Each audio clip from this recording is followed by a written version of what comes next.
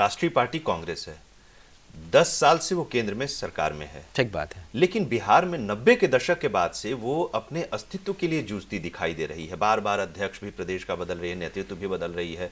तो अब नया नेतृत्व दिया है अशोक चौधरी को। ठीक बात है। अशोक चौधरी से कांग्रेस को कितना फायदा हो रहा है? पहले अशोक चौधरी के बारे में बता दीजिए और फिर कांग्रेस, बिहार में कांग्रेस का। ठीक बात है। देखिए, अशोक चौधरी की जो कुंडली बनती है वो बेसिकली मकर लग्न मकर राशि के हैं। जो बिहार की कमान उनको दी गई, उनके नेतृत्व में ये चुनाव हो रहा है।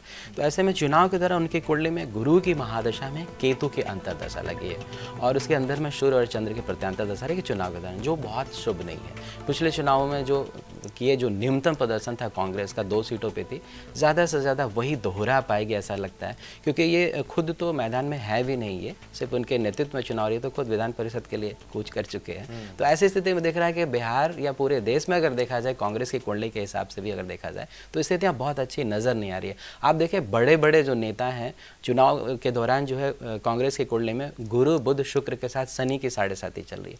जो इनकी कुंडली बन रही है उसमें ना ये मार्केश की दशा हो जाएगी, मारक दशा हो जाएगी। तो ऐसे में जो मान सम्मान प्रतिष्ठा है पार्टी से जुड़ते हुए लोगों का या पार्टी का, वो बहुत बुरा दिख भी रहा है। लोग बड़े बड़े जो नेता थे वो तो चुनाव लड़ने को ही नहीं तैयार थे, तो उनकी प्रतिष्ठा को आज वैसे ही आ रही थी तो उन्होंने चुनाव लड़ना शुरू किया और ऐसे स्थिति में सीटें बहुत कम मिलेगी, जो न्यूनतम हो गया ऐसा लगता है इस चुनाव में।